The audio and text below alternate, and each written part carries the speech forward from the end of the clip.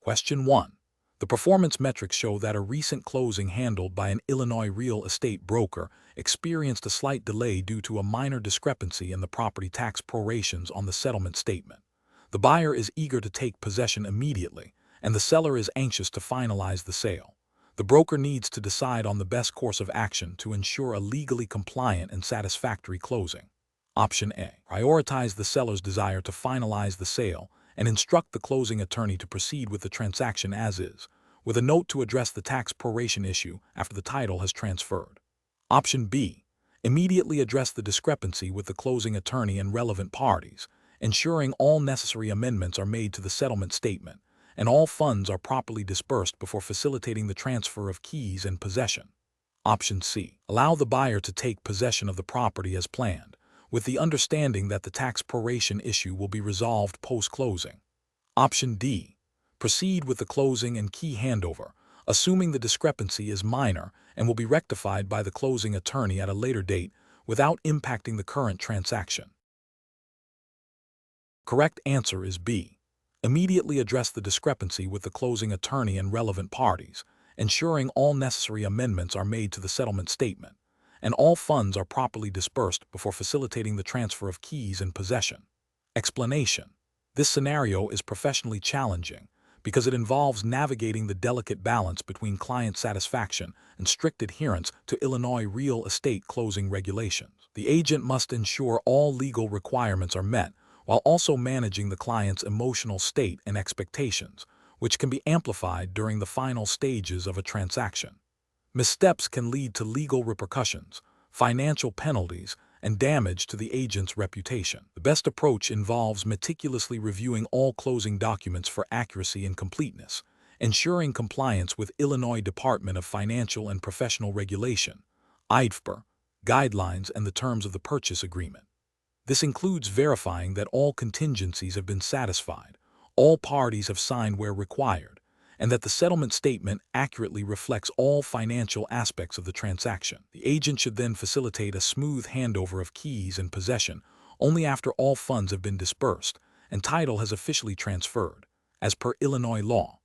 This methodical process minimizes the risk of errors, protects all parties involved, and upholds the agent's fiduciary duty.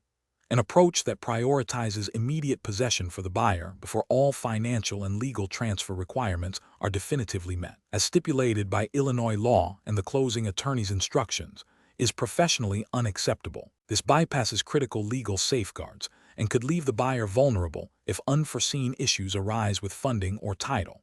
Similarly, an approach that delays the final document review or dispersal of funds due to the agent's personal schedule, rather than prioritizing the contractual deadlines and legal requirements of the closing, demonstrates a failure to uphold professional responsibilities and could violate Illinois real estate regulations concerning timely transaction completion. Finally, an approach that overlooks minor discrepancies in the closing documents without proper clarification or amendment, assuming they are insignificant, risks invalidating parts of the agreement or creating future legal disputes, which is contrary to the diligent representation required by Illinois law. Professionals should employ a systematic checklist approach to closings, cross-referencing all actions and documents against the purchase agreement and relevant Illinois statutes. They must maintain clear, documented communication with all parties, including the buyer, seller, lender, and closing attorney, ensuring everyone is informed of the process and requirements. Proactive identification and resolution of potential issues, rather than reactive damage control, are hallmarks of effective closing management. Question 2. Analysis of a situation in Illinois where a real estate salesperson, who has been exclusively representing a buyer in a transaction, discovers that the seller of the property is also a client of their sponsoring broker, and the sponsoring broker intends to represent the seller in this transaction. What is the salesperson's immediate and most crucial professional obligation regarding disclosure and consent in this scenario? Option A. Immediately disclose the dual agency situation in writing to both the buyer and the seller, clearly explaining the implications and obtaining their informed written consent before proceeding. Option B. Proceed with the transaction, assuming the sponsoring broker will handle the seller's side of the disclosure, as the salesperson's primary duty is to their buyer client. Option C. Verbally inform the seller that the sponsoring broker will be representing them, and proceed with the transaction as the buyer's agent, relying on the sponsoring broker to manage any conflicts. Option D. Continue to exclusively represent the buyer, advising the buyer that the seller is represented by their sponsoring broker, and focus solely on negotiating the best possible deal for the buyer. Correct answer is A. Immediately disclose the dual agency situation in writing to both the buyer and the seller, clearly explaining the implications and obtaining their informed written consent before proceeding. Explanation. Scenario analysis. This scenario presents a professional challenge because it requires the licensee to navigate a potential conflict of interest and ensure compliance with Illinois real estate law regarding agency disclosure and fiduciary duties. The licensee must act impartially and transparently, prioritizing the client's best interests while adhering to legal and ethical obligations. Failure to do so could result in disciplinary action from the Illinois Department of Financial and Professional Regulation, IDFPR, and damage to the licensee's reputation. Correct approach analysis. The best professional practice is to immediately disclose the dual agency situation to both parties in writing, as required by the Illinois Real Estate License Act of 2000. This disclosure must clearly explain the implications of dual agency, including the limitations on the licensee's ability to advocate for either party's individual interests. Obtaining informed written consent from both the buyer and the seller is paramount before proceeding with the transaction. This approach upholds the principles of transparency, informed consent, and fiduciary duty by ensuring all parties are aware of the licensee's role and limitations, thereby complying with Illinois law. Incorrect approaches analysis.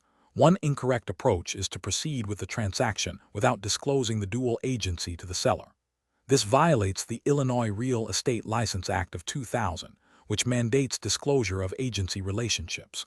Failing to disclose the dual agency to the seller constitutes a breach of fiduciary duty to the buyer and misrepresentation to the seller, as the licensee is acting on behalf of both parties without their full knowledge and consent. Another incorrect approach is to only verbally inform the seller about the dual agency, but not obtain written consent. A verbal disclosure might seem like a step towards transparency. Illinois law requires written disclosure and consent for dual agency. Relying solely on verbal communication leaves room for misunderstandings and disputes, and it does not satisfy the legal requirement for documented informed consent, potentially leading to violations of agency disclosure rules. A further incorrect approach is to prioritize the seller's interests over the buyer's, or vice versa, after discovering the dual agency situation. In a dual agency scenario, the licensee cannot advocate for one party to the detriment of the other. The licensee's duty is to facilitate the transaction impartially, providing all parties with accurate information and treating them fairly. Prioritizing one party's interests over the others is a direct violation of the fiduciary duties owed to both parties under Illinois law and the principles of ethical real estate practice. Professional reasoning. Professionals should approach such situations by first recognizing the potential for a conflict of interest. The immediate next step should be to consult the relevant Illinois statutes and regulations, specifically those pertaining to agency disclosure and dual agency. A clear understanding of these requirements is crucial. The professional should then proactively communicate with all parties involved, explaining the situation and the legal requirements for proceeding. Obtaining written consent is a non-negotiable step. If informed consent cannot be obtained from both parties, or if the licensee feels they cannot impartially represent both, they should decline to represent both parties in the transaction. This decision-making process prioritizes legal compliance, ethical conduct, and client protection. Question 3. The review process indicates that a real estate licensee in Illinois is working with clients who are considering purchasing a property in a suburban area experiencing significant new commercial development and a recent influx of a younger demographic. The licensee has access to recent comparable sales data, but is aware of local news reports detailing potential future infrastructure improvements and a projected increase in local employment opportunities. What is the most appropriate course of action for the licensee in this situation? Option A. Advise the clients that the new commercial development and demographic changes are unlikely to have a significant long-term impact on property values and focus only on the immediate sales comparables. Option B. Proactively research the impact of the commercial development demographic shifts, and planned infrastructure improvements on the local real estate market, and discuss these findings, along with their potential effect on property values, with the clients. Option C. Rely solely on the provided comparable sales data to advise the clients on the property's current market value, as this is the most objective measure. Option D. Offer the clients a personal opinion on whether the area is a good investment based on the licensee's gut feeling about the new developments, without conducting specific research. The correct answer is B. Proactively research the impact of the commercial development, demographic shifts, and planned infrastructure improvements on the local real estate market, and discuss these findings, along with their potential effect on property values, with the clients. Explanation.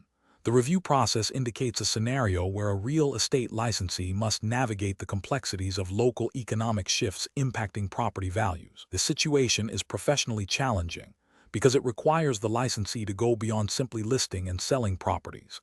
They must act as a trusted advisor, interpreting market data and its implications for their clients.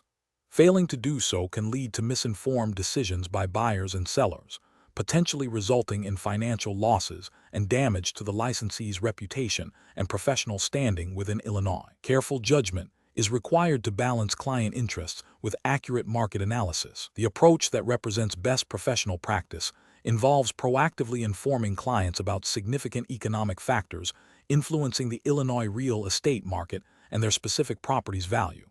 This includes researching and understanding local economic indicators such as employment trends, new business development, infrastructure projects, and demographic shifts that could affect demand and pricing. The licensee should then communicate these findings clearly and objectively to their clients, explaining how these factors might impact their buying or selling decisions.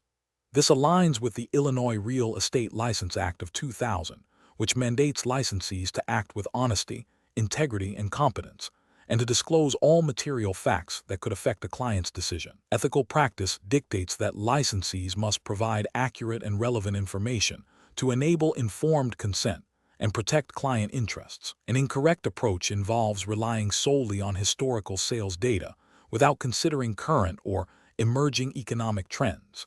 This fails to acknowledge that real estate markets are dynamic and influenced by a multitude of economic factors beyond past transactions. Such an approach could lead to outdated valuations and advice, potentially causing clients to overpay for a property or accept an offer below market value due to unforeseen economic downturns or booms.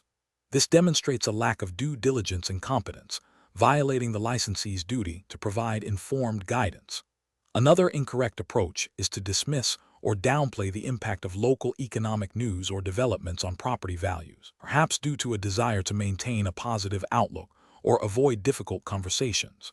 This is ethically problematic as it involves withholding material information that could significantly affect a client's financial well-being.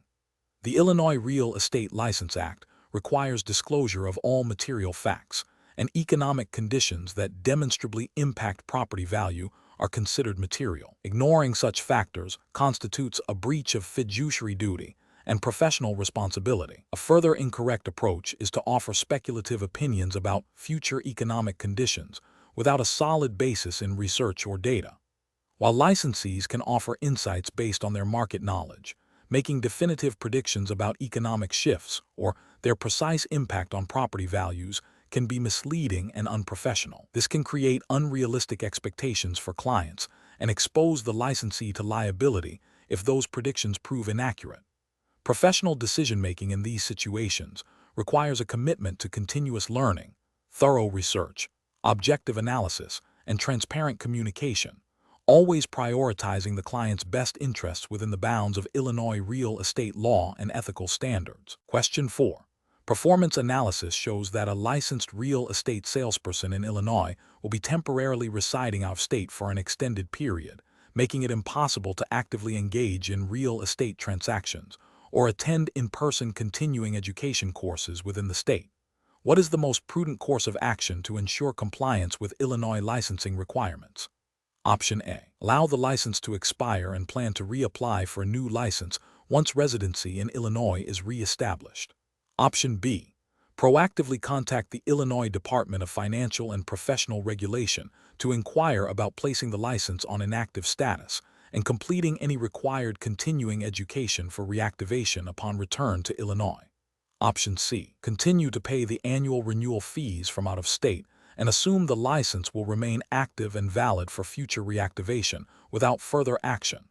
Option D. Inform their sponsoring broker of the extended absence and continue to receive referral fees from out-of-state transactions, assuming this does not violate Illinois law. The correct answer is B.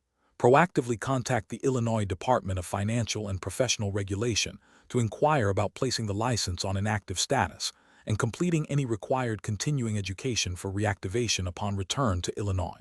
Explanation. Scenario analysis. This scenario presents a common challenge for real estate professionals in Illinois, maintaining license validity while navigating personal circumstances. The professional challenge lies in balancing the legal obligation to maintain an active license with the practical realities of extended absence from the state. Misinterpreting or neglecting the Illinois Department of Financial and Professional Regulation (IDFPR) requirements can lead to severe consequences, including license suspension or revocation, and potential financial penalties. Careful judgment is required to ensure compliance without unnecessary hardship. Correct approach analysis. The best professional practice involves proactively understanding and adhering to the Illinois Real Estate License Act of 1983 and its associated administrative rules regarding license status and continuing education. Specifically, a licensee must ensure their license is renewed on time and that all required continuing education hours are completed within the prescribed period. If a licensee anticipates being unable to fulfill these requirements due to extended absence, the correct approach is to investigate and utilize available options for maintaining an inactive license status, or to formally surrender the license if active practice is not intended. This proactive engagement with IDFPR regulations ensures the license remains in good standing or is properly managed during periods of non-practice. Incorrect approach is analysis. Allowing a license to lapse without renewal or attempting to practice real estate in Illinois while on an inactive license status are significant regulatory failures. Failing to renew a license by the expiration date, even if unintentionally, results in an inactive status by default, but this does not permit active practice and may incur penalties upon reactivation.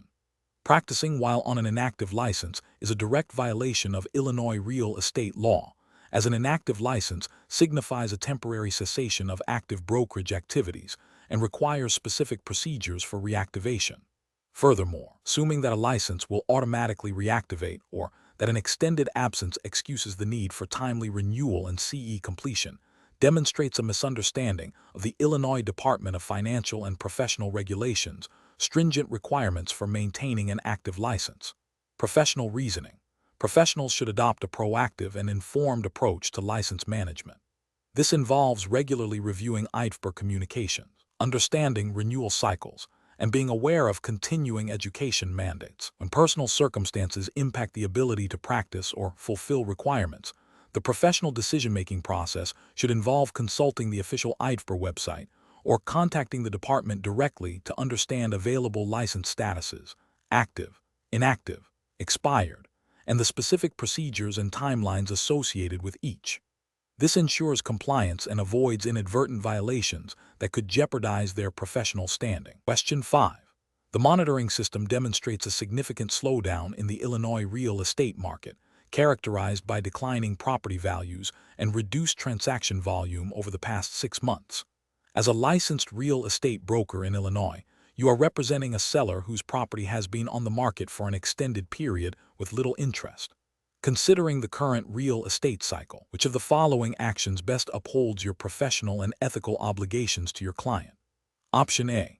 Proactively inform the seller about the current market conditions, provide data-driven insights into the real estate cycle's impact, and collaboratively adjust the pricing and marketing strategy to align with market realities. Option B. Focus on securing the quickest possible sale for the seller, even if it means accepting an offer significantly below the property's potential market value, to minimize further exposure to the declining market.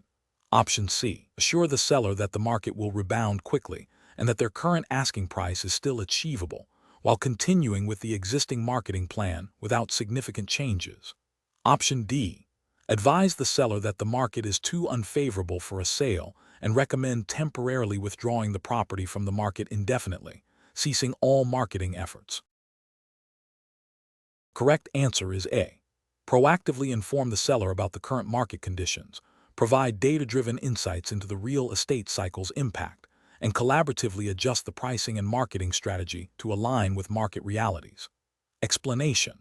The monitoring system demonstrates a significant shift in the Illinois real estate market, with a noticeable downturn in property values and a decrease in transaction volume over the past 6 months. This scenario is professionally challenging because it requires a real estate broker to navigate a declining market while upholding their fiduciary duties to clients and adhering to Illinois real estate license law.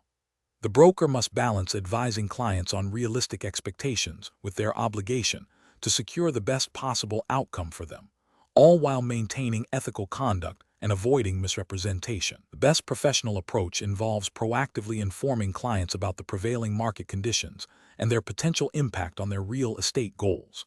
This includes providing data-driven insights into the current real estate cycle, explaining how it might affect property values, sale timelines, and negotiation leverage. The broker should then work collaboratively with the client to adjust their strategy, whether that involves reevaluating pricing, modifying marketing approaches, or considering alternative timelines. This approach is correct because it aligns with the Illinois Real Estate License Act's requirement for brokers to act with honesty, integrity, and in the best interest of their clients. It also reflects ethical best practices by fostering transparency and informed decision-making, thereby managing client expectations realistically and preventing potential disputes. An approach that involves downplaying the market downturn and assuring clients that current pricing strategies will still yield expected results is professionally unacceptable. This failure to disclose material market information constitutes a misrepresentation and a breach of fiduciary duty. It violates the Illinois Real Estate License Act's provisions against fraudulent or dishonest dealings. Another unacceptable approach is to cease active marketing efforts for a client's property, assuming that the market conditions make a sale impossible. This demonstrates a lack of diligence and commitment to the client's objectives. The broker has a duty to continue to market the property to the best of their ability, even in a challenging market, and to advise the client on adjustments that might improve marketability. This inaction can be seen as a failure to provide competent service as required by Illinois real estate law. Finally, an approach that focuses solely on securing a quick sale at any price, without regard for the client's financial well-being or the property's true market value, is also professionally unsound. While a broker is expected to facilitate transactions, they must do so ethically and in a manner that protects the client's interests. Pressuring a client into a disadvantageous sale due to market pressures, without thorough consultation and explanation, can lead to ethical violations and potential legal repercussions. Professionals should approach such situations by first understanding the current real estate cycle and its implications. They must then communicate this information transparently and comprehensively to their clients. The decision-making process should prioritize open dialogue, data-backed advice, and collaborative strategy development, always ensuring that client interests and legal/ethical obligations are paramount. Question 6. Investigation of a residential property in Chicago, Illinois, has revealed that a real estate licensee is asked by a potential seller to provide an estimate of the property's market value to help them decide on a listing price. The licensee is not a licensed appraiser. Which of the following methods would be the most appropriate and legally compliant approach for the licensee to use in assisting the seller? Option A. Prepare a comparative market analysis, CMA, by researching recent sales of similar properties in the neighborhood, current listings, and expired listings. Option B. Conduct a formal appraisal of the property, calculating the replacement cost new less depreciation. Option C. Provide a valuation based solely on the potential rental income the property could generate, using industry-standard capitalization rates. Option D. Estimate the property's value by determining the cost to rebuild the house from scratch, factoring in land value and depreciation. The correct answer is A. Prepare a comparative market analysis, CMA, by researching recent sales of similar properties in the neighborhood, current listings, and expired listings. Explanation. Scenario analysis. This scenario presents a professional challenge for an Illinois real estate licensee because it requires them to provide a valuation opinion to a client without directly engaging in the formal appraisal process, which is reserved for licensed appraisers. The licensee must navigate the line between providing a helpful comparative market analysis, CMA, and offering an appraisal, which could lead to legal and ethical violations under Illinois real estate law and professional standards. The client's expectation of a definitive valuation, coupled with the licensee's desire to be helpful, necessitates careful judgment to ensure compliance and client protection. Correct approach analysis. The best professional practice in this situation is to prepare a comparative market analysis, CMA. A CMA is a tool used by real estate licensees to estimate the market value of a specific property by comparing it to similar properties that have recently sold, are currently listed, or have expired in the same geographic area. This approach is correct because Illinois real estate license law permits licensees to prepare CMAs as a service to clients to help them make informed decisions about pricing or making offers. A CMA is explicitly not an appraisal and should be presented as such, with clear disclaimers. This aligns with the ethical obligation to provide competent service and avoid misrepresentation, ensuring the client understands the nature of the valuation provided. Incorrect approaches analysis. Preparing a formal appraisal report without holding an Illinois appraiser license is a significant regulatory failure. Appraisals in Illinois are governed by specific statutes and regulations that define who can perform them and the standards they must meet. A licensee performing an appraisal would be acting outside their scope of practice, potentially violating appraisal licensing laws and engaging in unlicensed activity. Using only the income approach without considering comparable sales or the cost to replace the property would be an incomplete and potentially misleading valuation. While the income approach is a valid valuation method, it is most suitable for income-producing properties and relies on assumptions about future income and expenses that may not accurately reflect the current market for a typical residential property. Presenting this as the sole basis for a valuation without acknowledging other methods or market realities could lead to an inaccurate estimate and fail to meet the standard of care expected of a licensee. Relying solely on the cost approach, which estimates the cost to replace the property minus depreciation, is also an incomplete method for a residential property valuation. This approach is more relevant for newer construction or unique properties where comparable sales are scarce. For most residential properties, it does not adequately reflect current market demand and buyer preferences, which are better captured by comparable sales data. Presenting this as the primary valuation method without considering market comparables would be a failure to provide a comprehensive and accurate market-based estimate. Professional reasoning. Professionals should first identify the client's true need, a market-informed estimate of value. Then, they must assess their own licensing and scope of practice. In Illinois, a real estate licensee is authorized to perform a CMA. If the client requires a formal appraisal, the licensee should refer them to a licensed appraiser. When performing a CMA, licensees must use reliable data, clearly disclose the methodology, and explicitly state that it is not an appraisal. This process ensures client understanding, protects the licensee from legal and ethical repercussions, and upholds the integrity of the real estate profession. Question 7.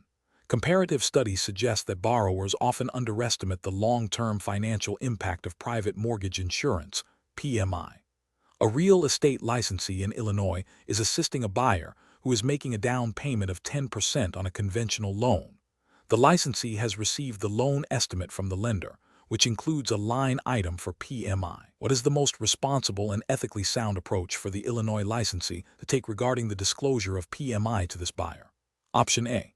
Proactively and thoroughly explain to the buyer what PMI is, why it is required, how its cost is calculated and added to their monthly payment, and the conditions under which it can be canceled, referencing the Homeowners Protection Act of 1998. Option B. Downplay the significance of the PMI cost, stating it's a standard requirement and will likely be removed in a few years without further discussion. Option C. Advise the buyer to contact the lender directly for all questions related to PMI, as it is a lender-imposed fee. Option D. Assume the lender has adequately explained PMI on the loan estimate and simply point out the line item to the buyer. The correct answer is A. Proactively and thoroughly explain to the buyer what PMI is, why it is required, how its cost is calculated and added to their monthly payment, and the conditions under which it can be canceled, referencing the Homeowners Protection Act of 1998. Explanation: this scenario is professionally challenging because it requires a real estate licensee in Illinois to navigate the complexities of private mortgage insurance, PMI, disclosure, and its impact on borrower costs, while adhering to both federal and state regulations. The licensee must ensure the borrower fully understands the financial implications of PMI, which can significantly affect their monthly housing expenses and overall loan affordability. Misrepresenting or failing to adequately explain PMI can lead to significant financial harm to the borrower and potential disciplinary action against the licensee. The best professional approach involves proactively and comprehensively educating the borrower about PMI. This includes clearly explaining what PMI is, why it is required by lenders when a down payment is less than 20%, how its cost is calculated and added to the monthly mortgage payment, and the conditions under which it can eventually be canceled or removed according to the Homeowners Protection Act of 1998. This approach ensures transparency and empowers the borrower to make an informed decision, aligning with ethical obligations and Illinois real estate licensing laws that mandate honest and fair dealing. Failing to clearly explain the nature and cost of PMI or downplaying its significance is a regulatory and ethical failure. This misleads the borrower about the true cost of homeownership, potentially violating Illinois' deceptive practices statutes and the Illinois Real Estate License Act of 2000, which requires licensees to act with integrity and avoid misrepresentation. Another incorrect approach is to assume the lender has fully explained PMI, neglecting the licensee's own duty to ensure the borrower's understanding. While lenders have disclosure obligations, the real estate licensee also has a responsibility to facilitate comprehension of all significant loan-related costs. Professionals should employ a decision-making framework that prioritizes borrower education and transparency. This involves anticipating potential borrower questions, proactively providing clear and concise explanations of all loan-related fees, including PMI, and documenting these discussions. When in doubt, licensees should err on the side of over-explanation rather than under-explanation, ensuring the borrower has a complete picture of their financial obligations. Question 8. The investigation demonstrates that an Illinois real estate licensee is discussing real estate investment trusts, REIT, with a prospective client who is seeking advice on diversifying their investment portfolio. The client is interested in real estate, but is hesitant about the responsibilities of direct property ownership. The licensee needs to determine the most appropriate way to address the client's interest in REIT within the bounds of their Illinois real estate license. Option A. Explain what REIT are as a type of investment vehicle that pools investor capital to purchase and manage income-producing real estate, emphasizing that specific investment recommendations require consultation with a licensed securities professional.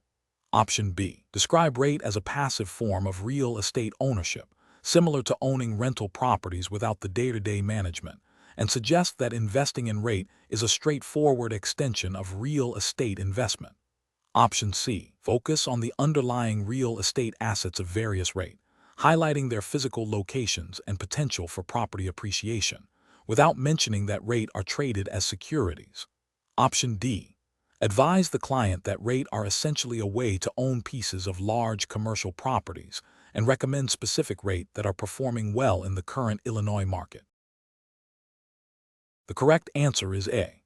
Explain what REIT are as a type of investment vehicle that pools investor capital to purchase and manage income-producing real estate, emphasizing that specific investment recommendations require consultation with a licensed securities professional. Explanation: this scenario is professionally challenging because it requires a real estate licensee in Illinois to navigate the complexities of advising clients on investments that are not direct real estate ownership, but rather securities. The core challenge lies in distinguishing between providing general market information and offering specific investment advice, which could trigger licensing requirements beyond a real estate broker's license. Careful judgment is required to ensure compliance with both Illinois real estate license law and securities regulations. The best professional approach involves recognizing the limitations of a real estate license when discussing REIT as investments. A licensee should focus on providing factual information about REIT as a general investment vehicle, explaining their structure and how they operate in the real estate market, without recommending specific rate or advising on their suitability for an individual client's portfolio. This approach respects the boundaries of the real estate license, avoiding the unauthorized practice of securities law. It aligns with the Illinois Real Estate License Act of 2000, which primarily governs the sale, purchase, and leasing of real property, and does not extend to the sale or recommendation of securities. Ethical practice dictates that licensees should only operate within their authorized scope of practice and refer clients to qualified professionals, such as licensed securities brokers or financial advisors, for investment advice. An incorrect approach involves presenting rate as direct real estate investments and advising clients on which specific rate to purchase based on perceived market opportunities. This crosses the line into providing investment advice concerning securities, which is outside the purview of an Illinois real estate license and could constitute the unlicensed practice of securities law. Such actions would violate the Illinois Real Estate License Act of 2000 by engaging in activities not authorized by the license, and could also lead to violations of Illinois securities laws. Another incorrect approach is to offer generalized advice on real estate investment strategies that implicitly steer clients towards rate without clearly disclosing the nature of rate as securities. While not explicitly recommending a specific rate, this indirect guidance can still be construed as investment advice, potentially misleading clients about the risks and regulatory oversight associated with rate compared to direct property ownership. This failure to clearly delineate the nature of rate and the licensee's limited authority to advise on them is ethically problematic and could lead to regulatory scrutiny. A further incorrect approach is to downplay the investment nature of rate and focus solely on their real estate holdings, suggesting they are akin to owning physical property. This mischaracterization can lead clients to make investment decisions based on incomplete or inaccurate information, failing to appreciate the market volatility and regulatory framework specific to securities. This misrepresentation is a breach of professional duty and could result in significant financial harm to the client, as well as regulatory penalties for the licensee. Professionals should employ a decision-making framework that prioritizes client education and regulatory compliance. This involves clearly understanding the scope of their license, distinguishing between providing general information and specific advice, and recognizing when to refer clients to other licensed professionals. When discussing investment vehicles like rate, licensees should err on the side of caution, providing factual descriptions and emphasizing the need for consultation with a qualified securities professional for personalized investment recommendations. Question 9. Assessment of a potential homebuyer's understanding of mortgage products in Illinois.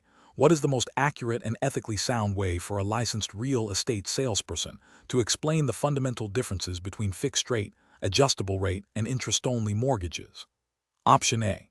Clearly and accurately differentiate between fixed rate, adjustable rate, and interest-only mortgages, highlighting their core characteristics and typical implications for a borrower in Illinois, including predictable payments for fixed rate, potential payment fluctuations for adjustable rate, and principal repayment deferral for interest only. Option B. Emphasize the initial interest rate of each mortgage type, focusing on which option offers the lowest starting payment to help the buyer secure the property quickly. Option C. Recommend the adjustable rate mortgage as the best option for most buyers in Illinois, as it typically offers lower initial payments, which can help them qualify for a larger loan. Option D. Provide a detailed explanation of the complex interest rate calculations and amortization schedules for each mortgage type, assuming the buyer has a strong financial background. The correct answer is A. Clearly and accurately differentiate between fixed rate, adjustable rate, and interest-only mortgages, highlighting their core characteristics and typical implications for a borrower in Illinois, including predictable payments for fixed rate, potential payment fluctuations for adjustable rate, and principal repayment deferral for interest only. Explanation. Scenario analysis. This scenario is professionally challenging because it requires a real estate licensee in Illinois to accurately explain the fundamental differences between common mortgage types to a potential buyer who is unfamiliar with them. Misrepresenting or inadequately explaining these options can lead to a buyer making a decision that is not in their best financial interest, potentially causing significant future hardship and damaging the licensee's reputation and professional standing. The challenge lies in translating complex financial products into understandable terms while remaining neutral and informative, adhering to Illinois's licensing regulations regarding fair dealing and avoiding the unauthorized practice of law or financial advice. Correct approach analysis.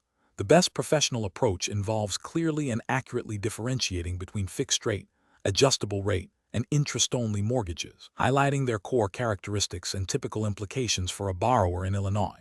This includes explaining that a fixed-rate mortgage offers predictable monthly principal and interest payments for the life of the loan, providing stability and ease of budgeting.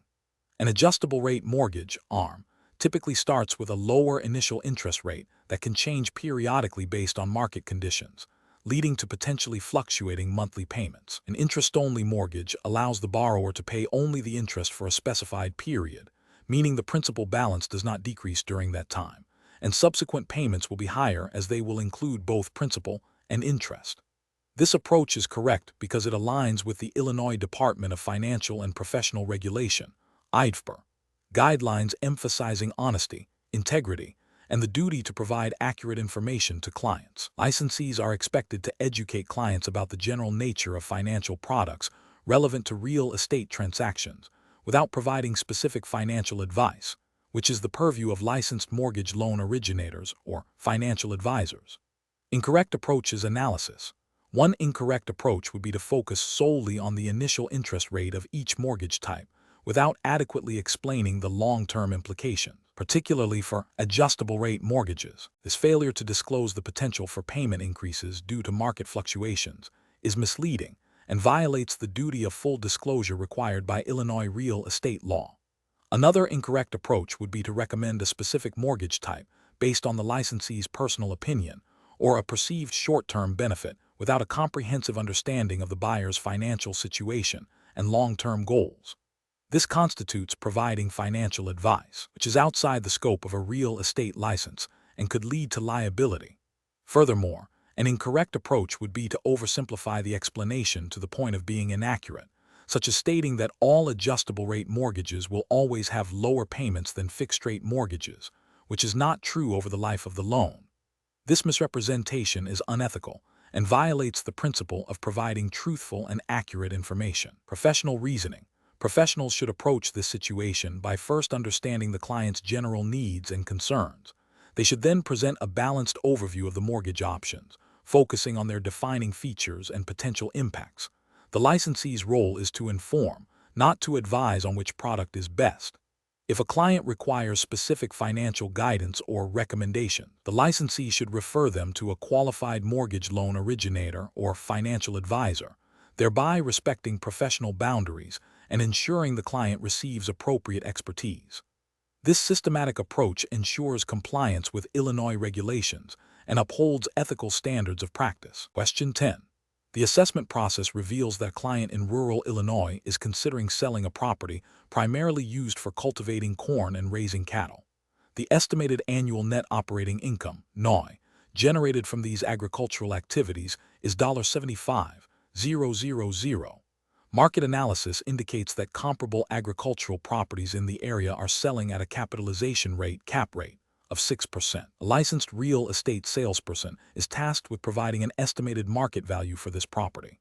Which of the following calculations accurately reflects the estimated market value based on the provided information?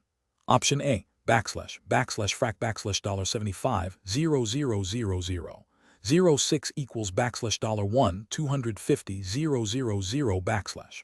Option B, $75,000 / times 15 equals $1 $125,000 using a gross income multiplier of 15.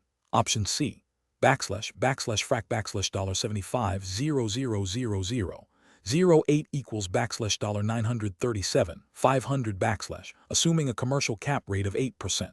Option D, //frac $75,000 plus $10,000 text personal expenses 06 equals $1 $416 666 67 /. The correct answer is A, frac $75,000,000 06 equals $1 $250,000 Explanation. Scenario analysis. This scenario presents a professional challenge for a licensed real estate salesperson in Illinois because it requires not only an understanding of different property types, but also the ability to accurately calculate and present financial information related to a potential sale. Misinterpreting property classification or miscalculating potential returns can lead to significant financial consequences for the client and potential legal or ethical repercussions for the licensee. Violating Illinois real estate license laws and professional conduct standards. Correct approach analysis. The best approach involves accurately classifying the property based on its primary use, and then applying the appropriate valuation and financial analysis methods relevant to that classification. For a property primarily used for the cultivation of crops and raising of livestock, it is agricultural. Calculating the potential net operating income (NOI) for an agricultural property involves estimating gross income from crops and livestock, subtracting direct operating expenses such as seed, fertilizer, feed, labor, and property taxes, but excluding depreciation and mortgage interest. The capitalization rate (cap rate) is then applied to this NOI to estimate market value. The formula for estimating value using the income approach is value equals NOI/cap rate. In this case, with an estimated NOI of $75,000 and a market cap rate of 6%, the estimated value is frac $75,000,000 06 equals $1 $250,000. This approach is correct because it adheres to the principles of real estate valuation for agricultural properties as understood within the Illinois real estate market, and aligns with the ethical obligation to provide accurate and well-supported advice to clients. Incorrect approach is analysis. One incorrect approach is to classify the property as commercial and attempt to calculate value based on rental income from potential commercial tenants. This fails because the primary use of the land is agricultural, not commercial. Applying commercial valuation metrics would be inappropriate and misleading. Furthermore, if the calculation incorrectly includes personal property or farm equipment in the valuation, it deviates from standard real estate appraisal practices for land and improvements.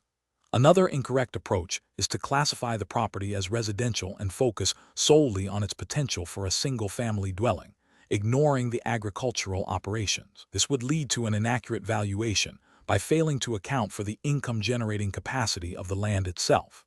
If this approach also incorrectly uses a cap rate derived from residential property sales, it would be fundamentally flawed. A third incorrect approach is to miscalculate the net operating income by including non-operating expenses or personal expenses of the owner, such as personal living expenses or the cost of a new tractor not directly tied to current operational income. This would inflate or deflate the NOI, leading to an inaccurate valuation when the cap rate is applied.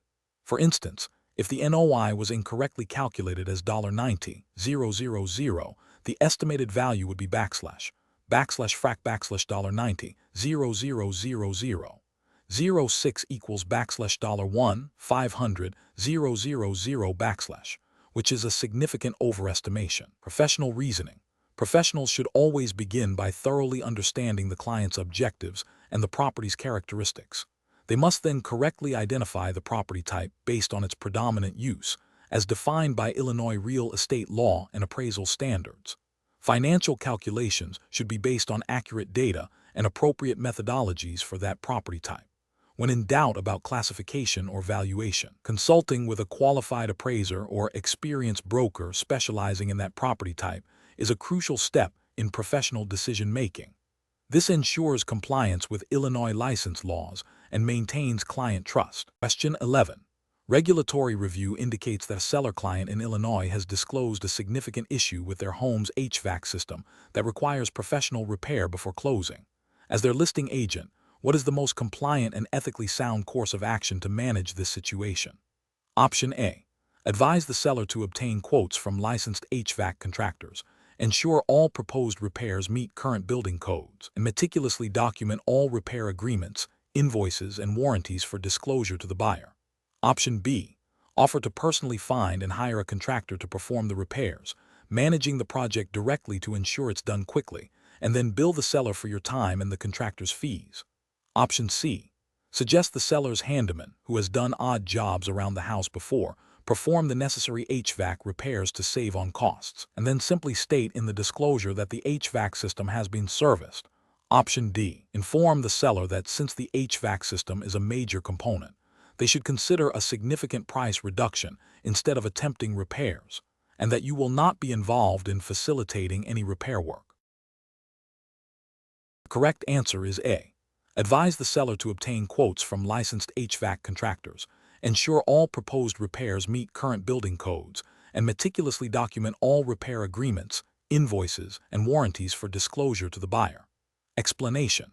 This scenario presents a common challenge for real estate professionals in Illinois, balancing client needs with regulatory obligations when addressing property maintenance and repair issues. The core difficulty lies in ensuring that all necessary disclosures are made, and that the licensee does not engage in unlicensed contracting or misrepresent the condition of the property.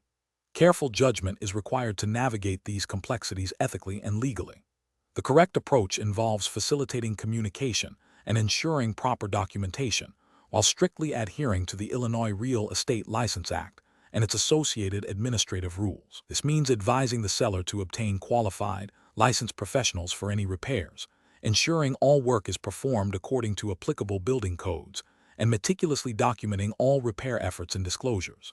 The licensee's role is to guide the transaction and ensure compliance, not to perform or directly manage the repairs as an unlicensed contractor.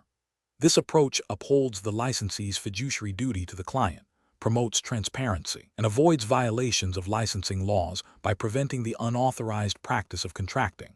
An incorrect approach would be to directly arrange for and oversee repairs using unlicensed individuals or to downplay the need for professional repairs. This could lead to substandard work, potential safety hazards, and significant liability for both the seller and the licensee. Ethically, it violates the duty of honesty and fair dealing. Legally, it could be construed as engaging in the business of contracting without a license, a direct violation of Illinois law. Furthermore, failing to disclose the full extent of known defects or the nature of repairs performed would constitute a material misrepresentation, violating disclosure requirements. Another incorrect approach would be to advise the seller to perform repairs themselves without ensuring they possess the necessary skills or knowledge of building codes.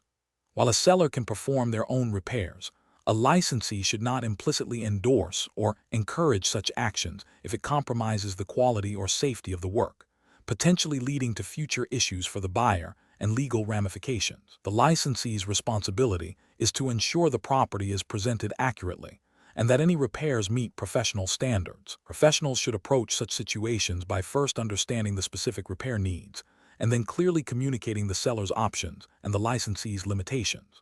The decision-making process should prioritize transparency, adherence to Illinois licensing laws, and the protection of all parties involved.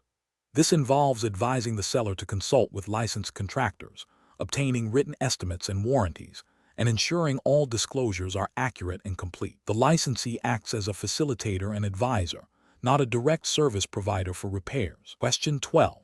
Consider a scenario where a prospective buyer in Illinois, who is pre-approved for a mortgage but unsure about the nuances of different loan types, asks their real estate salesperson to explain which specific mortgage product would be best for their long-term financial goals. What is the most appropriate course of action for the salesperson? Option A. Advise the buyer to choose a fixed-rate mortgage, explaining in detail how it differs from an adjustable-rate mortgage and why it is generally a safer option for long-term financial planning. Option B. Recommend a specific mortgage lender that the salesperson has a good working relationship with, assuring the buyer that this lender offers competitive rates and excellent service. Option C. Educate the buyer on the general categories of mortgage financing available and strongly recommend they consult with a licensed mortgage broker or lender to discuss specific product suitability for their financial situation.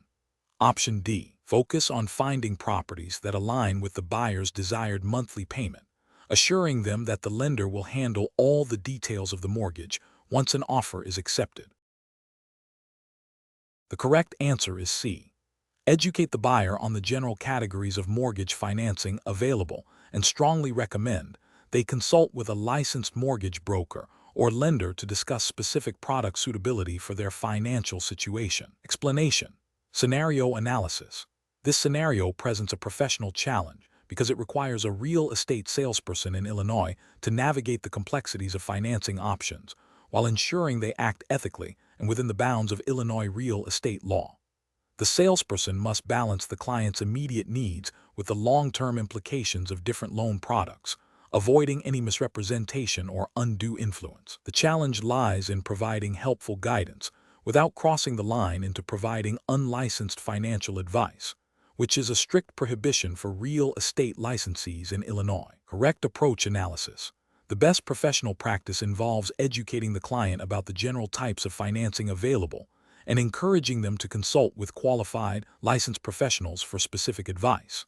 This approach directly aligns with the Illinois Real Estate License Act of 2000 and the Illinois Department of Financial and Professional Regulation, IDFPR, guidelines. Licensees are permitted to discuss general financing concepts, but are prohibited from advising on specific loan products, terms, or suitability for an individual's financial situation.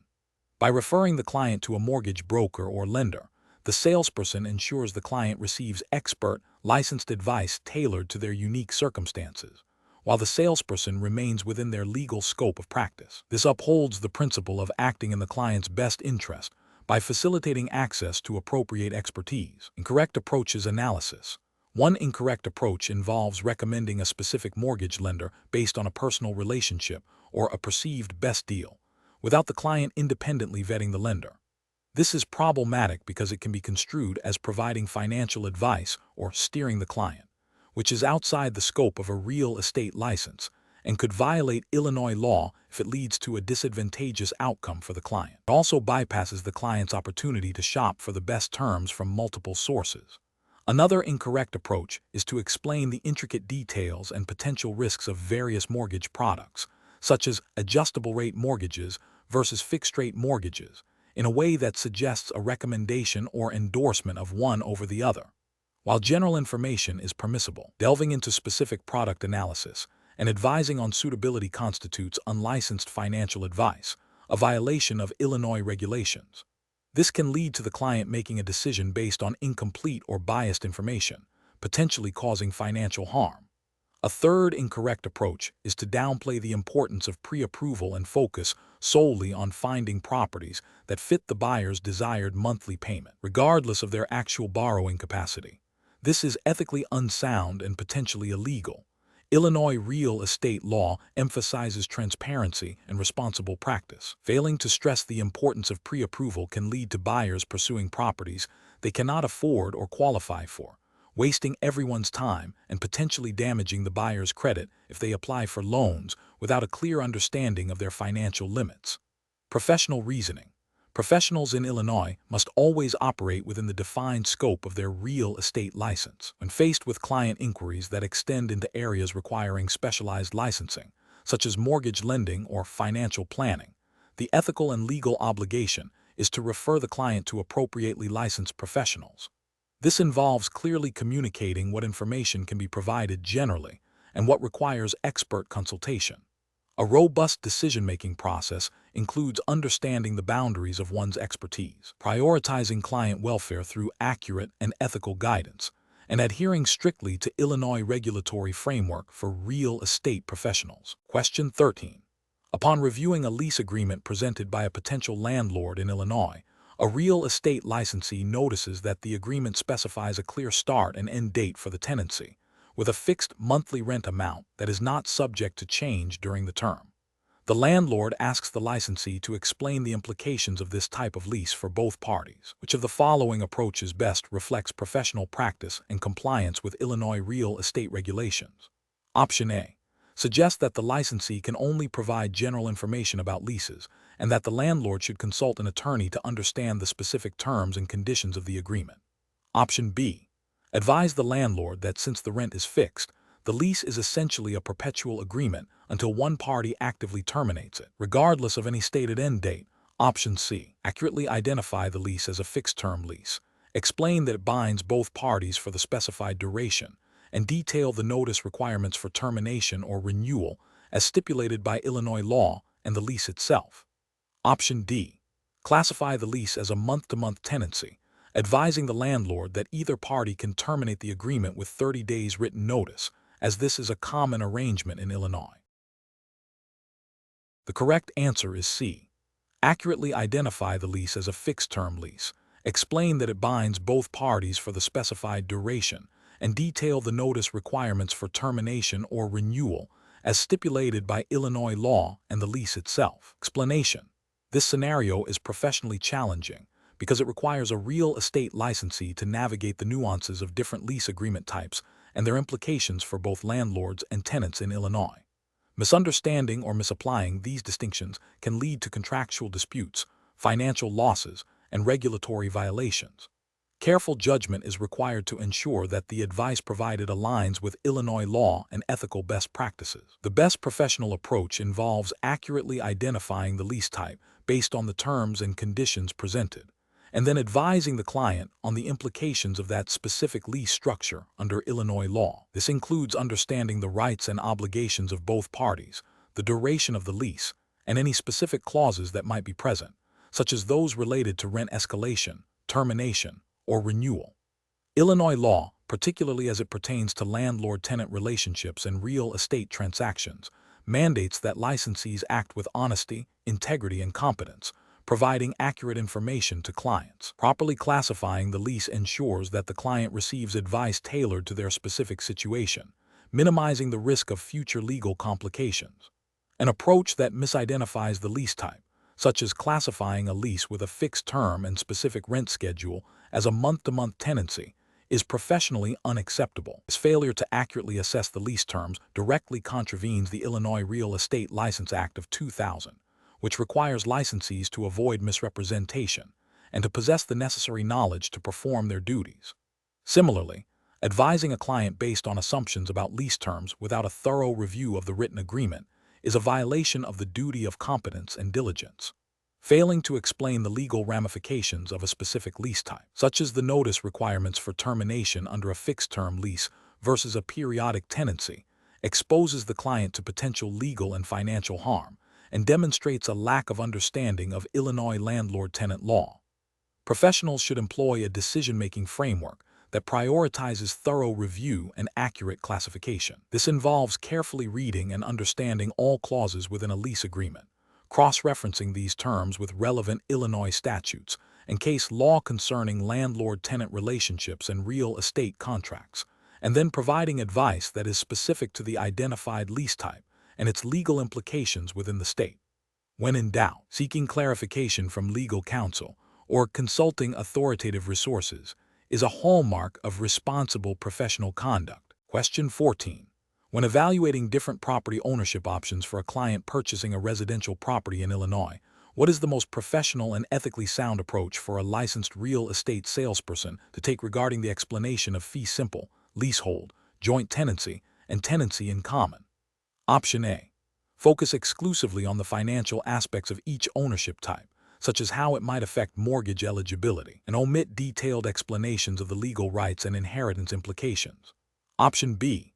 Recommend joint tenancy as the most beneficial ownership structure for most clients, as it simplifies inheritance without thoroughly exploring the client's specific circumstances or the nuances of other ownership forms. Option C. Provide a brief, general definition of each ownership type, emphasizing fee simple as the most common, and then proceed with the transaction without further detailed discussion of the other options.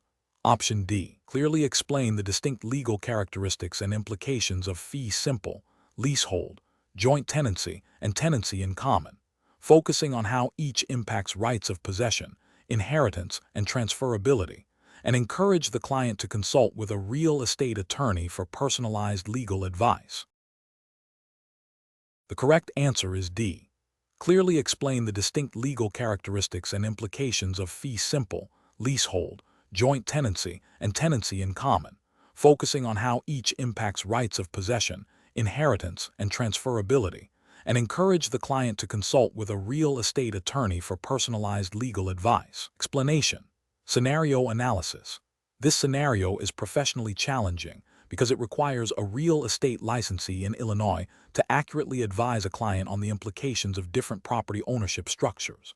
Misunderstanding or misrepresenting these structures can lead to significant legal and financial consequences for the client, potentially resulting in professional liability for the licensee. The licensee must demonstrate a thorough understanding of Illinois property law and ethical obligations to provide sound advice. Correct approach analysis.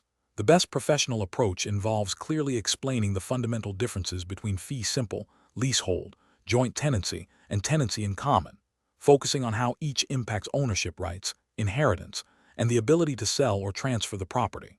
This approach is correct because Illinois law, as reflected in real estate licensing regulations and common law principles, mandates that licensees act with honesty, integrity, and competence.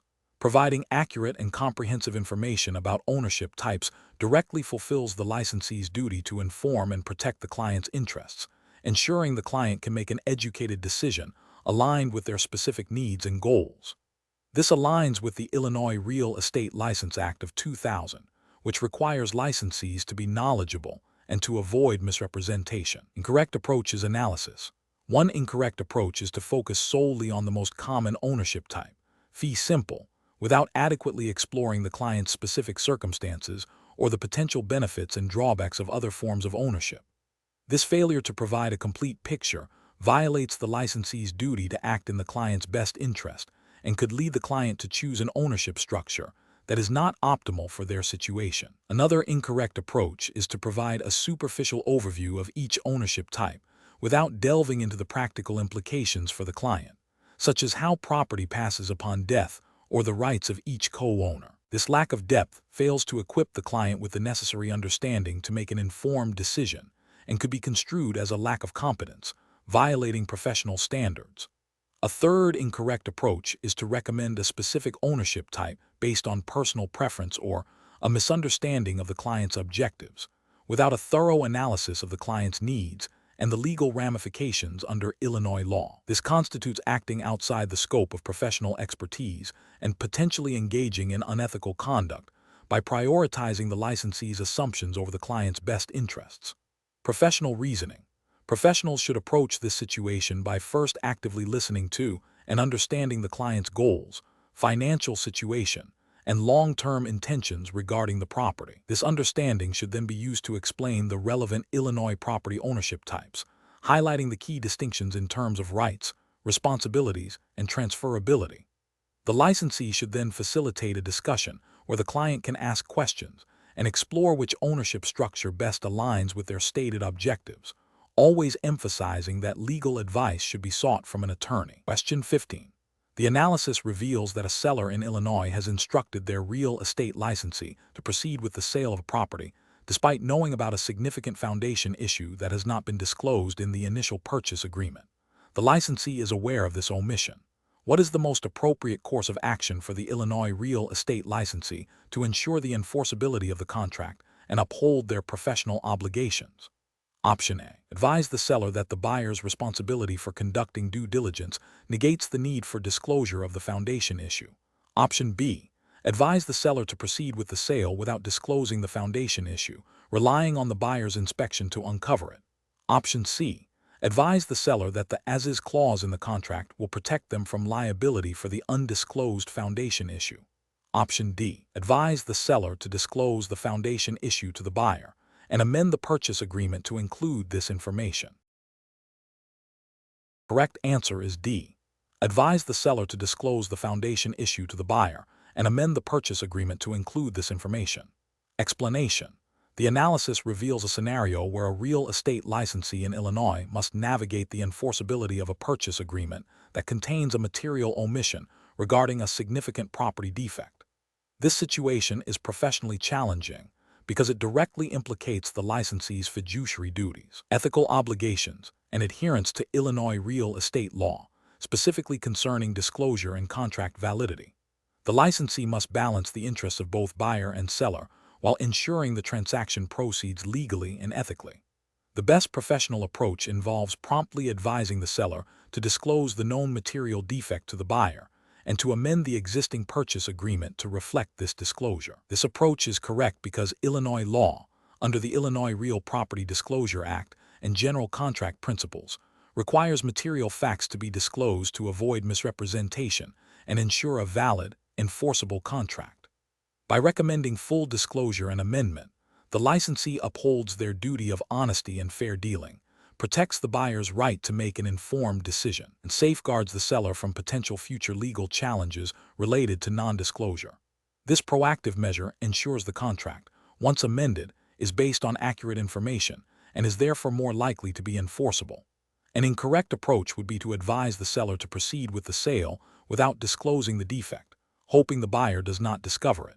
This is professionally unacceptable because it violates the licensee's ethical duty of honesty and fair dealing, as well as the statutory requirement for disclosure of material defects in Illinois. Such an action could render the contract voidable by the buyer upon discovery and expose both the seller and the licensee to significant legal liability, including potential disciplinary action from the Illinois Department of Financial and Professional Regulation.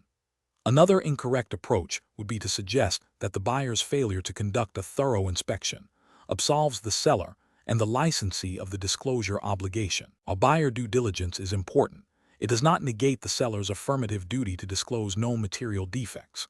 This approach fails to recognize that the licensee's role includes facilitating a transaction based on truthful information, not exploiting potential oversights by the buyer. Finally, advising the seller to simply rely on the as-is clause in the contract without disclosing the known defect is also professionally unacceptable. While as-is clauses can limit liability for certain unknown conditions, they generally do not protect against intentional non-disclosure of known material defects. Illinois law emphasizes transparency, and an as-is clause cannot be used as a shield for fraudulent or negligent misrepresentation by omission.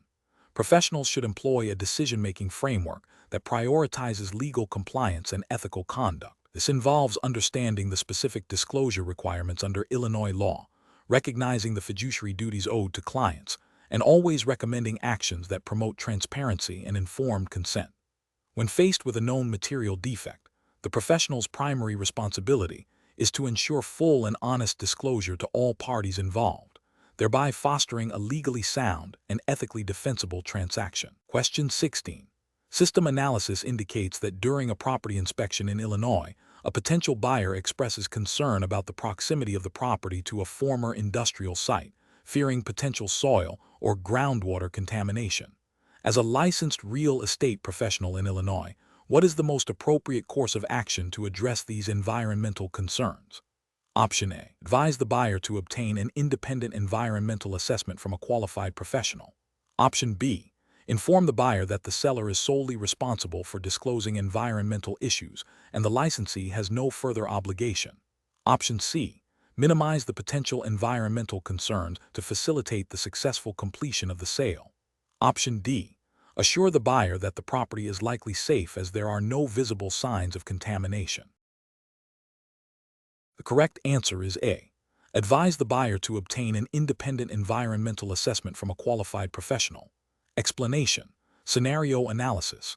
This scenario presents a professional challenge for a real estate licensee in Illinois due to the potential for undisclosed environmental hazards impacting property value and buyer safety. Illinois law, particularly the Environmental Barriers Act and related disclosure requirements, mandates that licensees act with honesty and diligence and disclose known material defects, including environmental concerns. Failure to do so can lead to legal liability, disciplinary action by the Illinois Department of Financial and Professional Regulation, IDFPR, and damage to the licensee's reputation. The challenge lies in identifying and appropriately communicating these risks without overstepping the bounds of expertise or providing misleading information. Correct approach analysis. The best professional practice involves advising the buyer to obtain an independent environmental assessment from a qualified professional. This approach is correct because it upholds the licensee's duty of care and disclosure obligations under Illinois real estate law.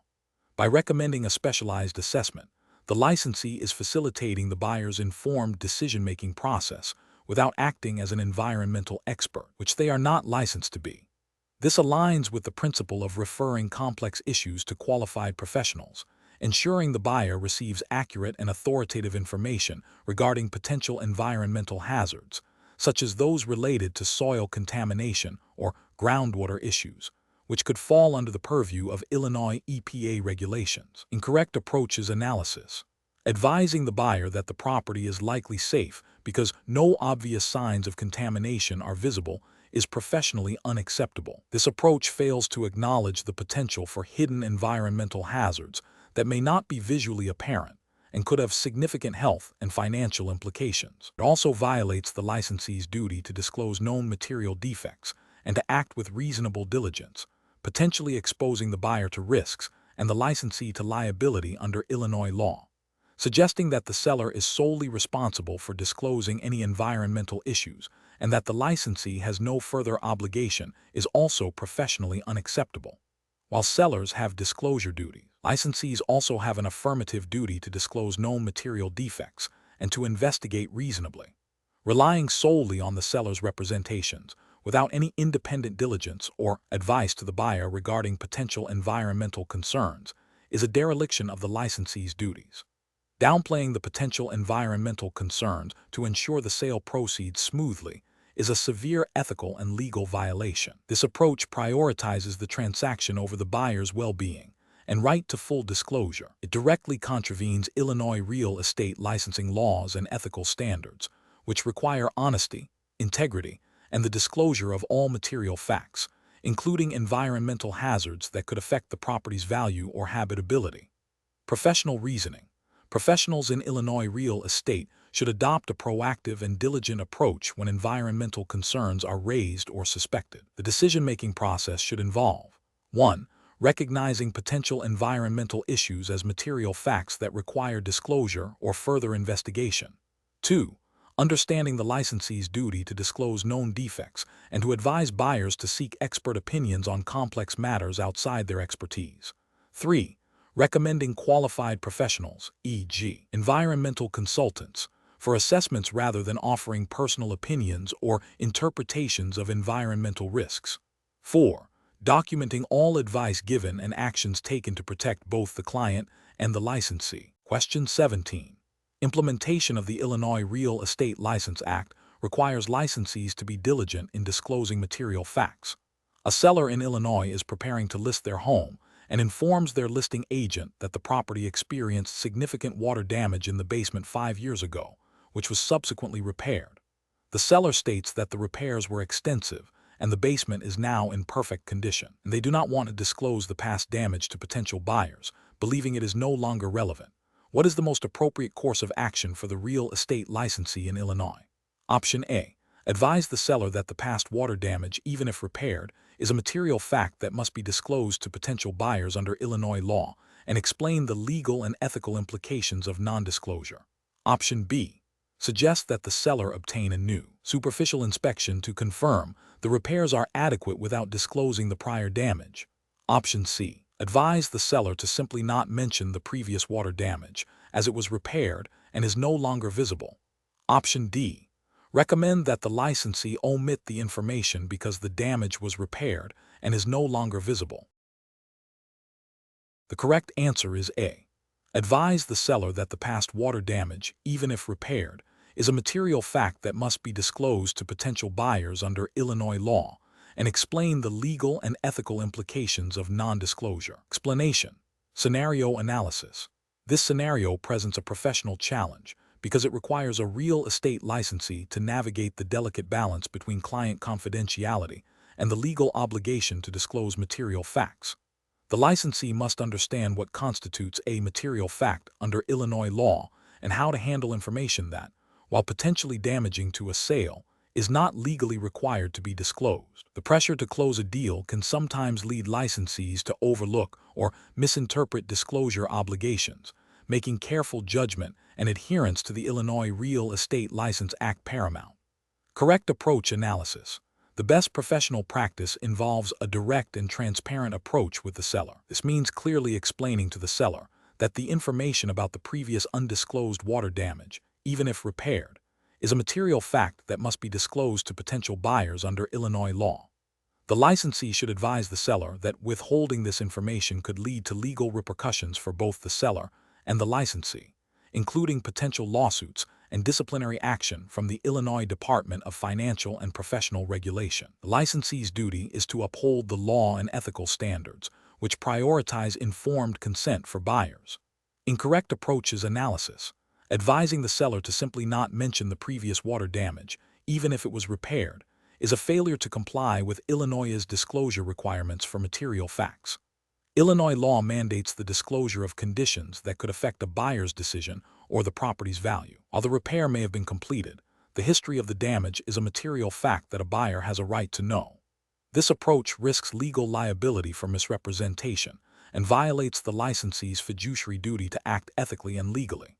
Suggesting that the licensee can omit the information because the damage was repaired and is no longer visible is also a violation of Illinois Real Estate License Act principles. The focus is not solely on the current visible condition, but on the history of significant issues that could impact the property's value or desirability. Buyers are entitled to a complete picture, and the licensee's role is to facilitate that disclosure, not to filter it based on their assessment of current visibility. Recommending that the seller obtain a new, superficial inspection to confirm the repairs are adequate without disclosing the prior damage is unethical and potentially fraudulent. This approach attempts to circumvent the disclosure obligation by creating a false sense of security for the buyer. It misrepresents the property's history and undermines the integrity of the transaction, exposing both the seller and the licensee to significant legal and professional consequences. Professional reasoning. Professionals in real estate must prioritize legal compliance and ethical conduct above all else. When faced with a situation involving potential disclosure of material facts, the decision-making process should begin with a thorough understanding of the Illinois Real Estate License Act and its specific requirements regarding property condition disclosures. The licensee should then engage in open and honest communication with the seller, clearly outlining their legal obligations and the potential ramifications of non-disclosure. If there is any ambiguity about whether a fact is material, it is always safer and more ethical to err on the side of disclosure. Consulting with legal counsel or the Illinois Department of Financial and Professional Regulation for guidance in complex situations is also a prudent step. The ultimate goal is to ensure an informed transaction that protects all parties involved and upholds the integrity of the real estate profession. Question 18.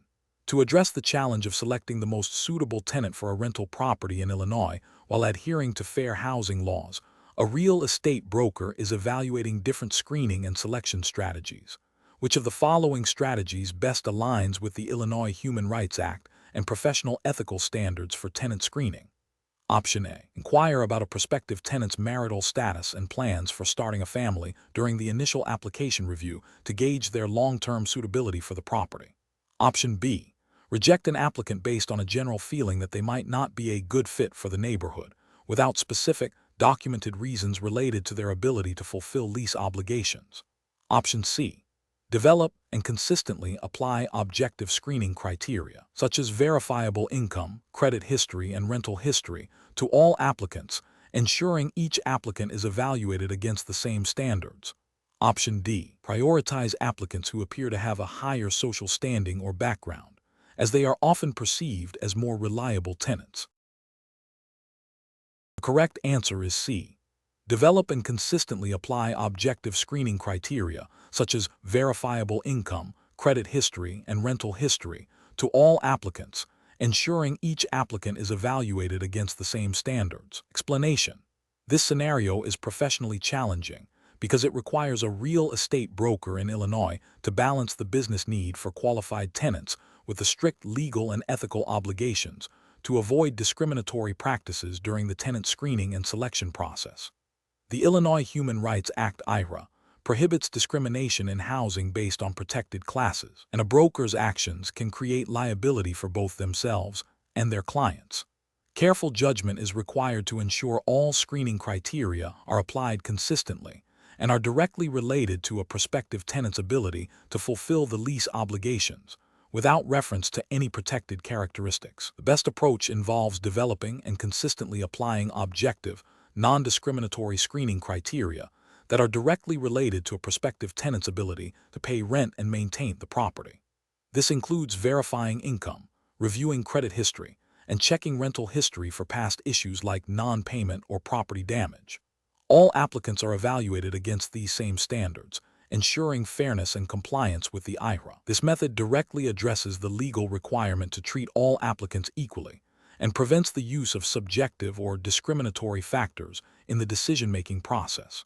An approach that involves asking prospective tenants about their marital status or family plans before offering a lease is ethically and legally unacceptable. This information is not a legitimate factor in determining a tenant's ability to fulfill lease obligations and can easily lead to discriminatory decisions based on protected characteristics such as familial status, which is prohibited under the IHRA. Such inquiries can create an inference of discrimination, even if no discriminatory intent was present. Another unacceptable approach is to reject an applicant based on a subjective feeling or a vague concern about their lifestyle, without objective evidence of their inability to meet lease terms. This opens the door to unconscious bias and can lead to decisions that are effectively discriminatory, violating the spirit and letter of fair housing laws. The IHRA requires decisions to be based on verifiable criteria, not personal impressions.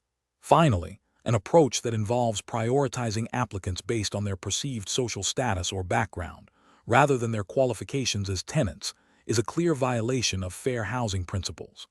This type of subjective selection process is inherently discriminatory and can lead to disparate treatment of applicants based on protected characteristics, even if those characteristics are not explicitly asked about. Professionals should adopt a decision-making framework that prioritizes objective, verifiable criteria for tenant screening. This involves creating a standardized application and screening process, training all staff on fair housing laws and best practices, and documenting all decisions thoroughly. When in doubt, consulting with legal counsel specializing in landlord-tenant law is advisable to ensure compliance with all applicable Illinois regulations. Question 19. Examination of the data shows that the Illinois housing market is experiencing a period of rising consumer confidence and a projected decrease in interest rates. A potential buyer, relying on your expertise as a licensed Illinois real estate salesperson, asks for your professional opinion on whether this is the opportune moment to purchase a condominium in a downtown Chicago neighborhood. Which of the following represents the most appropriate professional response? Option A. Recommend that the buyer immediately purchase the condominium they are considering, as the general economic indicators strongly suggest it is a risk-free investment with guaranteed appreciation. Option B. Provide the buyer with objective data on current market trends. Explain how rising consumer confidence and lower interest rates generally influence housing demand and affordability, and recommend they consult with a financial advisor to assess their personal financial situation and risk tolerance before making a decision. Option C. Assure the buyer that the projected interest rate decrease will negate any potential negative impacts from a recent announcement of significant layoffs at a major local corporation, and therefore, the market is extremely favorable for purchasing. Option D. Advise the buyer that with rising consumer confidence and falling interest rates, property values are guaranteed to increase significantly in the next year, making it an exceptionally opportune time to buy. The correct answer is B. Provide the buyer with objective data on current market trends. Explain how rising consumer confidence and lower interest rates generally influence housing demand and affordability, and recommend they consult with a financial advisor to assess their personal financial situation and risk tolerance before making a decision. Explanation. Scenario analysis. This scenario is professionally challenging because it requires a real estate salesperson in Illinois to interpret economic indicators and their potential impact on property values without resorting to speculative or misleading statements.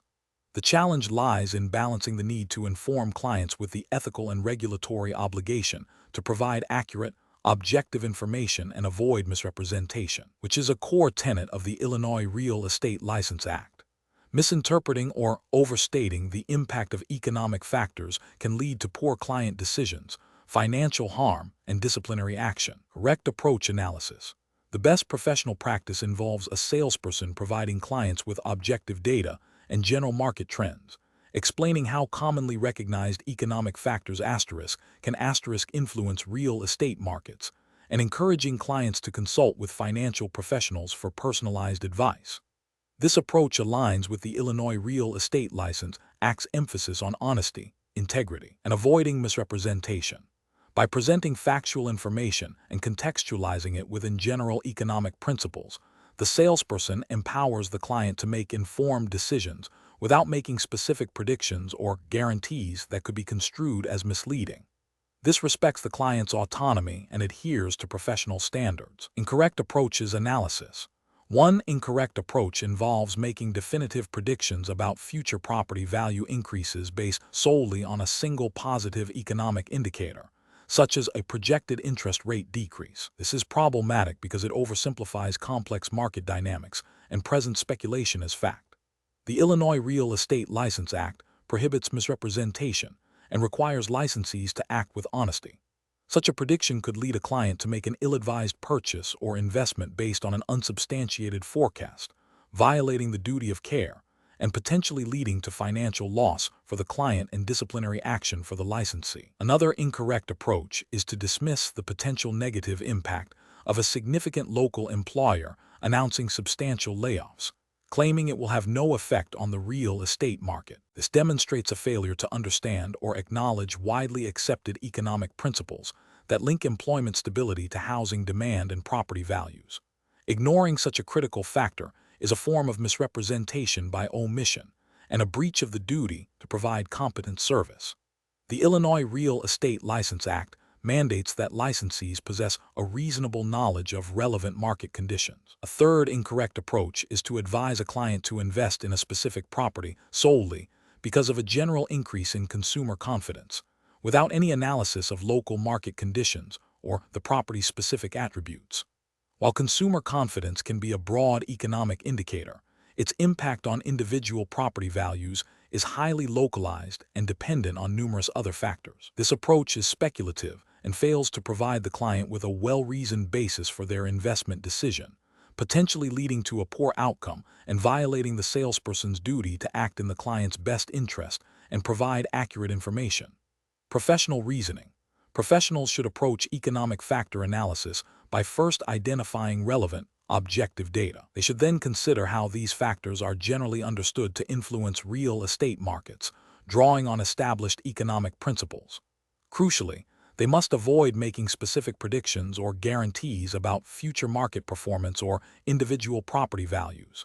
Instead, they should present information neutrally, explain potential impacts in general terms, and always encourage clients to seek advice from qualified financial and legal professionals for personalized guidance. This layered approach ensures compliance with regulations, upholds ethical standards, and prioritizes the client's informed decision-making. Question 20. Research into Illinois real estate transactions reveals that property taxes are a common prorated expense at closing. If the annual property taxes for a property in Springfield, Illinois are $4,380 and the closing date is set for March 15, with the seller responsible for the day of closing, what is the prorated amount of the property taxes that the seller is responsible for? Option A, $1,095.00.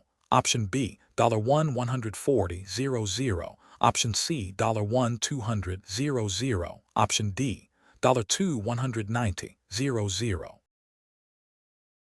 The correct answer is B, $1,140.00. Explanation. Scenario analysis. This scenario presents a common challenge in real estate transactions involving prorated expenses. The professional challenge lies in accurately calculating and allocating shared costs between a buyer and seller at closing, ensuring fairness and compliance with contractual agreements and Illinois real estate law. Miscalculations can lead to financial disputes, breaches of contract, and damage to professional reputation. Correct approach analysis. The best professional practice involves calculating the daily cost of the property taxes and then prorating that cost based on the number of days each party will own the property during the tax period. This method ensures that each party is responsible only for the portion of the tax bill that corresponds to their period of ownership. For example, if the property taxes are $3,650 for the year and closing occurs on June 30th, the daily cost is $3,650 650/365 days equals $10 per day. The seller would be responsible for 181 days, January 1st to June 30th, totaling $810, and the buyer would be responsible for 184 days, July 1st to December 31st, totaling $840. This aligns with the principle of equitable apportionment of expenses, which is implicitly supported by standard real estate practices and the need for clear financial accounting in Illinois transactions. Incorrect approach is analysis. One incorrect approach is to simply divide the total tax bill by 2 and have each party pay half. This fails to account for the specific closing date and the actual period of ownership for each party, leading to an unfair distribution of the tax burden. The seller might end up paying for days they no longer own the property, or the buyer might pay for days they did not yet own it. Another incorrect approach is to ignore the prorated taxes altogether and have the seller pay the entire bill, assuming it will be paid before the due date. This is problematic because it doesn't reflect the buyer's ownership period for which they will benefit from the property and potentially the tax services. It also creates an obligation for the seller to pay taxes on a property they no longer own. A third incorrect approach is to use a simplified monthly proration without considering the exact number of days in each month or the specific closing date within the month. This can lead to minor inaccuracies, especially in months with varying numbers of days, and does not represent the most precise and equitable method of allocation. Professional reasoning. Professionals should always prioritize accuracy and fairness in financial matters. When dealing with prorations, the most precise method that reflects actual ownership periods should be used. This involves understanding the closing date and the relevant billing cycle, e.g., annual property taxes. Consulting standard closing statements and Illinois real estate guidelines for prorations will reinforce the correct methodology. In cases of doubt, seeking clarification from the closing agent or legal counsel is advisable.